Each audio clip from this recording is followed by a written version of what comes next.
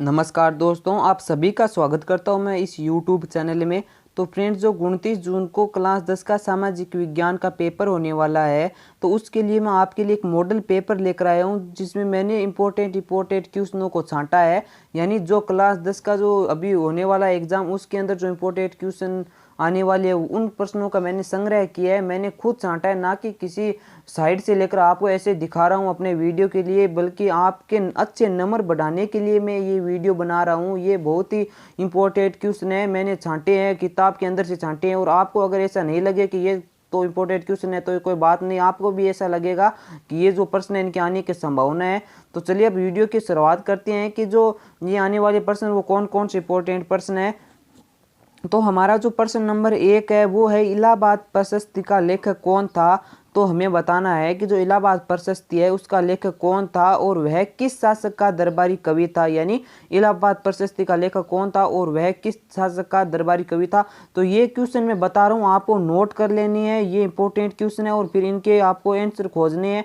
और मैं दावा नहीं कर रहा हूँ कि ये क्वेश्चन है, लेकिन इनमें से 70% क्वेश्चन आने की संभावना है। आपको लिख लेने और अपने बुक के अन्य क्वेश्चन भी पढ़ने हैं। तो चलिए अब शुरुआत करते हैं। आगे हमने 1 नंबर क्वेश्चन देख लिया और अब 2 नंबर क्वेश्चन देखते हैं कि मेवाड़ की थर्मोपली किसे कहा जा गया है। तो ये क्वेश्चन है, 1 नंबर का क्वेश्चन आएगा। यानी ये जो छोटे वाले क्वेश्चन है वो 1 नंबर के आ सकते हैं कि मेवाड़ की थर्मोपली किसे कहा गया है। तो इस क्वेश्चन का हमें आंसर खोजना है और याद भी करना है। और 3 नंबर क्वेश्चन है, किस किस शासन प्रणाली में सामाजिक विविधताओं के सामंजस्य स्थापित किया जाता है। तो किस शासन प्रणाली में सामाजिक विविधताओं में सामंजस्य स्थापित किया जाता है, ये हमें बताना है।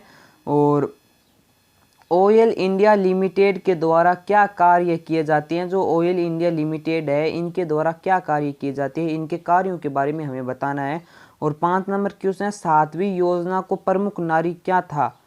तो 7वीं योजना को प्रमुख नारी क्या था, इस क्वेश्चन के बारे में हमें बताना है। ये भी हमने बुक में से देख लेनी है। 6 नंबर क्वेश्चन है, राष्ट्रीय आय की गणना हेतु राष्ट्रीय आय समिति का गठन कब किया गया। तो राष्ट्रीय आय की गणना हेतु राष्ट्रीय आय समिति का गठन कब किया गया था, यह डेट हमें बतानी है। और 7 नंबर क्वेश्चन है, तृतीय क्षेत्र में शामिल होने वाली कोई 2 सेवाओं के नाम लिखिए। तो तृतीय क्षेत्र में शामिल होने वाली कोई 2 सेवाओं के बारे में हमें नाम लिखनी है। जो अन्य सेवाएं उनके बारे में नहीं, आप सेवाएं याद कर लेना। आपको जिनमें से अच्छी जो 2 सेवाएं लगे, याद हो, जो अच्छे तरीके से याद हो, उन 2 सेवाओं के बारे में आपको एग्जाम पेपर में लिख देना है। जो कॉपी आती है बोर्ड की, उस कॉपी में आपको लिख देना है। 8 नंबर प्रश्न है, छिपी हुई बेरोजगारी किसे कहा जाता है। तो छिपी हुई बेरोजगारी किसे कहा जाता है, इसके बारे में हमें बताना है, अपनी कॉपी में लिखना है। 9 नंबर क्वेश्चन है, अविकसित राष्ट्रों का मुख्य लक्षण बताइए। तो जो विकसित और अविकसित 2 प्रकार के देश होते हैं। जो अविकसित देश है यानी अविकसित राष्ट्र है, उनके हमें मुख्य लक्षण बतानी है। और 10 नंबर क्वेश्चन है, बेरोजगारी की समस्या को हल करने के कोई 2 सुझाव लिखिए। तो हम कैसे बेरोजगारी से परे हो सकते हैं, बेरोजगारी से छुटकारा पा सकते हैं। तो इसे को दूर करने के लिए हमें कोई 2 अपने सुझाव लिखने हैं, अपने तरीके से लिखने हैं। और 11 नंबर क्वेश्चन, राज्यपाल और मुख्यमंत्री के बीच संबंधों की विवेचना कीजिए। कि जो राज्यपाल और मुख्यमंत्री उनके बीच में क्या संबंध होती है, क्या क्या कार्य होती है, इन दोनों के संबंधों के बारे में हमें बताना है, अपनी कॉपी में लिखना है। 12 नंबर क्वेश्चन देखते हैं, राजस्थान के अर्ध शुष्क एवं शुष्क क्षेत्रों में वर्षा जल संग्रहण किस प्रकार किया जाता है। तो राजस्थान के अर्ध शुष्क एवं शुष्क क्षेत्र में वर्षा जल संग्रहण किस प्रकार किया जाता है, इसके बारे में हमें बताना है। 13 नंबर क्वेश्चन है, चावल की कृषि का वर्णन निम्नलिखित आधार पर कीजिए। जो चावल की कृषि की जाती है उसका वर्णन हमें निम्नलिखित आधारों पर करना है। क्या क्या, जलवायु और तो हमें बताना है जलवायु पर किस प्रकार से चावल की खेती की जाती है, और उत्पादन क्षेत्र यानी कितने उत्पादन क्षेत्र पर की जाती है, इसके बारे में हमें इस क्वेश्चन में बताना है। इस प्रकार इसका उत्तर देना है। लोह और अलोह खनिज में अंतर बताइए। तो ये 2 नंबर का क्वेश्चन है, ये बहुत इंपॉर्टेंट है क्वेश्चन है दोस्तों, क्योंकि ये इस प्रकार के हर बार एग्जाम में क्वेश्चन पूछ लिए जाते हैं। हमें लोह और अलोह खनिज में अंतर स्पष्ट करना है। यानी लोह और अलोह खनिज में क्या अंतर है, हमें अपनी कॉपी में लिखना है। 15 नंबर क्वेश्चन देखते हैं, वर्तमान काल को इस्पात काल क्यों कहा जाता है। जो अब समय चल रहा है, इस समय को इस्पात समय क्यों कहा जाता है, इसके बारे में अपने विचार हमें लिखने हैं। और 16 नंबर क्वेश्चन, लिंगानुपात क्या है। तो ये एक बहुत इंपॉर्टेंट क्वेश्चन है दोस्तों, हर बार पूछ लिया जाता है। अगर आपको 10वीं की नहीं 9वीं 8वीं जिस जिस क्लास में यह जो पाठ दिया हुआ है उसमें से यह क्वेश्चन हर बार पूछ लिया जाता है, तो इस क्वेश्चन को हमें अच्छी तरीके से याद करना है और अच्छी तरीके से सच धज कर इस क्वेश्चन को लिखना है ताकि हमें पूरे 2 में से 2 नंबर मिल सके। तो 17 नंबर क्वेश्चन देखते हैं कि परिवहन क्या है। व्हाट इज दिस परिवहन, ये परिवहन क्या है। सबसे सस्ते परिवहन के साधन का नाम लिखिए और जो सबसे सस्ता परिवहन है वो कौन सा है। तो ये 2 नंबर का क्वेश्चन है, ये भी इंपॉर्टेंट क्वेश्चन है फ्रेंड्स। सड़क दुर्घटनाओं को कैसे कम किया जा सकता है, इसके अंदर हमें अपने विचार लिखने हैं कि आपके विचार में सड़क दुर्घटनाओं को कैसे कम किया जा सकता है, ये आप अपने विचार लिखिए। और 19 नंबर क्वेश्चन है स्वच्छ भारत अभियान कब प्रारंभ हुआ। जो स्वच्छ भारत अभियान है यानी अपने भारत को स्वच्छ बनाने वाला अभियान है वो कब प्रारंभ हुआ था और इसके जो क्या क्या लक्ष्य है, क्या क्या टारगेट रखे हुए स्वच्छ भारत अभियान के, उनके बारे में हमें बताना है। 20 नंबर क्वेश्चन की बात करें तो दिल्ली सल्तनत के प्रशासन के बारे में बताइए। तो फ्रेंड्स ये बहुत इंपॉर्टेंट क्वेश्चन है, 4 नंबर का क्वेश्चन है, बहुत ही अच्छा क्वेश्चन है। ये हमें जो पार्ट नंबर 2 है उसके अंदर मिल जाएगा कि जो दिल्ली सल्तनत के प्रशासन के बारे में हमें बताना है कि जो दिल्ली सल्तनत थी उसका प्रशासन कैसा था, उनके राजाओं के जो शासन प्रणाली थी वो कैसी थी, कैसे वहाँ पर जो न्याय किया जाता था, कैसे वहाँ पर लोगों को दान दिया जाता था, क्या क्या उनकी सेवा की जाती थी, किस किस प्रकार के कानून थे। तो हमें जो दिल्ली सल्तनत का प्रशासन है उसके बारे में बताना है। 4 नंबर का क्वेश्चन है, अच्छी तरीके से हमें पढ़ लेना है, बुक के अंदर बहुत इंपॉर्टेंट क्वेश्चन है। अगले क्वेश्चन की ओर बढ़ते हैं। चौल कला पर लेख लिखिए, ये भी बहुत इंपॉर्टेंट क्वेश्चन है फ्रेंड्स। मैं आपसे दावा करता हूं कि ये जो पहला और दूसरा पार्ट है इसके अंदर से बहुत सारे क्वेश्चन आएंगे क्योंकि ये 2 पार्ट है, ये बहुत इंपॉर्टेंट पार्ट है। ये हमारा जो क्लास 10 समझ की बुक उसके अंदर इतिहास के केवल हमें 3 ही प्रश्न दिए हुए यानी 3 ही पार्ट दिए हुए, इसलिए इन तीनों पार्टों में से इतिहास का जो भाग है उनसे बहुत क्वेश्चन लिए जा सकते हैं, आधे क्वेश्चन लिए जा सकते हैं क्योंकि और जो बाकी के वो जो हमारी राजनीति के आगे, अर्थव्यवस्था आगे, लेकिन इतिहास के केवल 3 पार्ट दिए हुए, इसलिए ये तीनों पार्ट हमें अच्छी तरीके से याद कर लेनी है। तो ये चोल कला जो प्रथम पार्ट में वो किस उसका हमें उल्लेख करना है कि उसमें क्या क्या उन्होंने क्या क्या कौन कौन से मंदिर बनवाए थे, तो इस बारे में हमें लिखना है, अच्छी तरीके से प्रश्न पढ़ लेना। 22 नंबर क्वेश्चन की ओर चलते हैं कि औद्योगिक क्रांति का अर्थ बताइए, इसका प्रारंभ इंग्लैंड से ही क्यों हुआ, स्पष्ट कीजिए। जो औद्योगिक क्रांति है उसका हमें बताना है, अर्थ बताना है और इसका जो प्रारंभ इंग्लैंड से क्यों हुआ ना कि किसी दूसरे देश से हुआ है, इसके बारे में भी हमें लिखना है। और 23 नंबर क्वेश्चन है लोकतंत्र की प्रमुख विशेषताओं का विस्तार पूर्वक वर्णन कीजिए।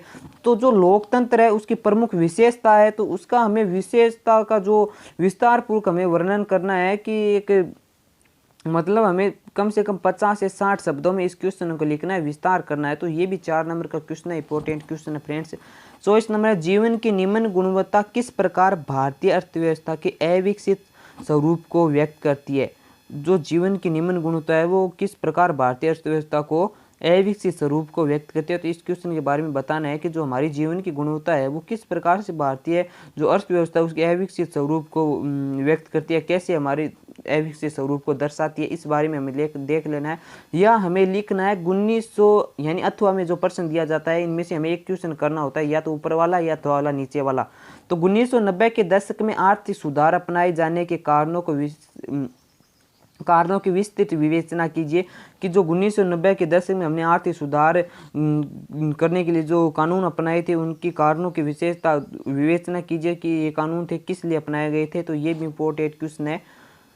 और 25 नंबर क्वेश्चन है साख किसे कहते हैं। जो ये साख है वो क्या है, बहुत इंपॉर्टेंट क्वेश्चन है दोस्तों। साख किसे कहते हैं, साख के स्रोत के रूप में साहूकार को समझाइए। जो साख होता है उसका जो स्रोत होता है साहूकार, तो साख का स्रोत होता है साहूकार। उस साहूकार के बारे में बताना है कि साहूकार का साख के अंदर क्या संबंध है, बहुत इंपॉर्टेंट क्वेश्चन है फ्रेंड्स। साख किसे कहते हैं। 26 नंबर क्वेश्चन देखते हैं विधिक जागरूकता किसे कहा जाता है। तो ये विधिक जागरूकता है जो क्या कहलाता है, किसे विधिक जागरूकता कहा जाता है, क्या है विधिक जागरूकता, इसके बारे में हमें विस्तार से बताना है, इंपॉर्टेंट क्वेश्चन है। सरकार ने विधिक जागरूकता के कौन से उपाय बताए है और सरकार ने हमें जो विधिक जागरूकता है इसके क्या क्या उपाय बताए, ये इसके बारे में इस क्वेश्चन में हमें बताना है। 27 नंबर है 1897 ईस्वी के प्रथम स्वतंत्रता संग्राम का वर्णन कीजिए। फ्रेंड्स बहुत इंपॉर्टेंट क्वेश्चन है जो 1857 वाला जो है ये पक्का क्वेश्चन आएगा, देख लेना। मैं आपसे कहता हूँ ये अच्छी तरीके से याद करके जाना है।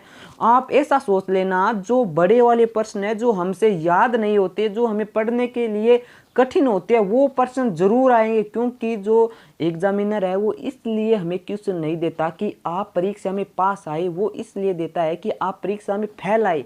वो फेल करने के लिए कॉपी बनाता है, वो कठिन से कठिन क्वेश्चन छांट कर लाता है। तो आपको क्या करना है, जो कठिन से कठिन क्वेश्चन है बुक के अंदर वो छांटने और वो ही याद करने हैं। मुझे पता है 1897 ईस्वी का जो स्वतंत्र संग्राम ये बहुत कठिन है और बहुत बड़ा प्रश्न है, तो आप ऐसा मत सोचना बहुत बड़ा प्रश्न है यार, इसको क्या याद करते, कोई दूसरा याद कर लेंगे। जो बड़े प्रश्न है जो वही क्वेश्चन आती है, हमें फेल करने के लिए आते हैं, ना कि हमें ऊपर डिग्री लेने के लिए। तो 6 नंबर का क्वेश्चन है, बहुत अच्छा क्वेश्चन है। और जो अथवा में हमें दिया है निम्नलिखित पर संक्षिप्त टिप्पणी लिखिए। या तो हमें 1857 वाला करना है या इनके ऊपर हमें टिप्पणी लिखनी है कि जो खिलाफत आंदोलन हुआ था उसके ऊपर टिप्पणी लिखनी। ये भी बहुत बड़ा क्वेश्चन है, इसलिए मैंने आपको इसीलिए ये क्वेश्चन छांटे हैं ताकि आपको पता चले कि हमें ये क्वेश्चन अगर आते हैं तो आपकी तैयारी बहुत अच्छी, आपने बहुत मेहनत की, आप कभी भी कोई भी एग्जाम में रुक नहीं सकते। ये अगर आपकी तैयारी नॉर्मल है तो आप इन क्वेश्चनों को पढ़िए और जो मैं आगे वीडियो लाता हूँ उसको भी पढ़िए। तो आप मेरे चैनल को सब्सक्राइब कर दीजिए, बाद में आपको एक घंटी दिखेगी, उस घंटी के ऊपर ओके करेंगे तो आपको नोटिफिकेशन के लिए ऑल पर ओके करना है, ताकि अगला वीडियो मैं जब छोड़ूं तो आपको सबसे पहले मिल सके और आपको पता चल सके कि मैंने एक वीडियो छोड़ दिया है जो मैंने इंपॉर्टेंट क्वेश्चन बताए हैं। तो आप उस पर ओके करके देख लीजिए ताकि आपको अच्छे नंबर मिल सके। मैं आपके साथ हूँ। खिलाफत आंदोलन के बारे में बताना है और चंपारण किसान आंदोलन के बारे में बताना है। प्रथम अंग्रेज मराठा संघर्ष कैसे होता है इसके बारे में बताना है। 28 नंबर क्वेश्चन, संघीय व्यवस्थापिका के कार्यों का वर्णन कीजिए। तो संघीय व्यवस्थापिका है उसका क्या क्या कार्य है, उनके कार्यों का वर्णन करना है हमें। ये बहुत बड़ा क्वेश्चन है इसलिए मैंने छांटा, एक बहुत ही कठिन क्वेश्चन है इसीलिए मैंने आपके लिए ये क्वेश्चन चूज किया है। या तो आपको ये करना है या अथवा में दिया उच्चतम न्यायालय के अपीलीय क्षेत्राधिकार का वर्णन कीजिए। जो उच्चतम न्यायालय है उसका अपील होती है उसके क्षेत्राधिकार का हमें वर्णन कीजिए। 29 नंबर क्वेश्चन है विधान परिषद के गठन अधिकारों तथा कार्यों का उल्लेख कीजिए। हमें बताना है कि जो विधान परिषद है उसका गठन कैसे होता है, उसके क्या क्या अधिकार होते हैं, उनके द्वारा क्या कार्य किया जाती है। जो विधान परिषद के सर्वप्रथम हमें बताना है विधान परिषद का गठन कैसे होता है, किसके द्वारा किया जाता है, किस प्रकार होता है, क्या प्रणाली रहती है। फिर बताना है विधान परिषद के अधिकार, फिर बताना है इनके कार्य के बारे में। 6 नंबर का क्वेश्चन है, बहुत ही इंपॉर्टेंट क्वेश्चन है फ्रेंड्स। अथवा में दिया हुआ है मुख्यमंत्री मंत्री परिषद का निर्माता, संचालक और सहारक होता है, स्पष्ट कीजिए। हमें बताना है कि मुख्यमंत्री मंत्री परिषद का निर्माता होता है, ये बात इसने कह दी। अब हमें क्या बताना है, हमें ये बताना है इनके डिटेल के बारे में बताना है कि इनके द्वारा इनका चयन किया जाता है और फिर इनके क्या कार्य होता है। ये इसका मंत्री परिषद का जो मुख्यमंत्री वो मेन व्यक्ति होता है और ये संचालक भी होता है, तो इसके ऊपर हमें स्पष्ट रूप से बताना है। ये केवल हमें मेन बातें बताई और इसकी हमें व्याख्या करनी है नीचे। 30 नंबर क्वेश्चन है दिए गए भारत के मानचित्र में निम्नलिखित को अंकित कीजिए। ये तो आपको पता है, ये तो आपके नॉलेज के ऊपर आपको पढ़ना होगा कि हम जिला कैसे भर सकते हैं। तो आप अगर आपको जिला भरना नहीं आता है तो मैंने मेरे चैनल पर एक वीडियो नीचे छोड़ा हुआ है, तो आप वहां पर जाकर देख सकते हैं कि राजस्थान का जो मैप है वो कैसे आसानी से भर सकते हैं। तो दिए गए भारत के मानचित्र में निम्नलिखित अंकित कीजिए। शिमला, अहमदाबाद, श्रीगंगानगर, बारामूला, विशाखापट्टनम। तो ये तो क्या फ्रेंड्स आपको पूरा नक्शा याद करना होता है, क्योंकि मानचित्र में हमें नहीं पता कहाँ से कौन सा प्रश्न आ जाए, तो इसलिए मैं आपको इन पूरा याद करना होगा। तो ये जो मॉडल पेपर 1 में आपके लिए लेकर आया हूँ, तो ये बहुत इंपॉर्टेंट क्वेश्चन आपको बुक के अंदर छांटने और पढ़ने हैं और अच्छी तरीके से याद करने हैं, ताकि आपको अच्छे से अच्छे नंबर मिल सके। इस जो एग्ज़ाम है सामाजिक विज्ञान का, इसके अंदर अच्छे से अच्छे अंक मिल सके। आपकी तैयारी बहुत अच्छी होनी चाहिए, क्योंकि लॉकडाउन चल रहा है और लॉकडाउन में हमें शायद ही कोई ऐसा बच्चा होगा जो दिन में काम करता होगा, रात में काम करता होगा। स्कूल बंद हुआ है, हमारी जो स्कूल है वो बंद हुई है, तो हमें घर पर शायद ही कोई काम होगा, तो हमें पढ़ना होगा, दिन और रात मेहनत करनी होगी। हमारे लिए बहुत अच्छा मौका है ताकि हम घर पर बैठ कर पढ़ सकें। तो चलिए अगले वीडियो में जल्द मिलते हैं, धन्यवाद।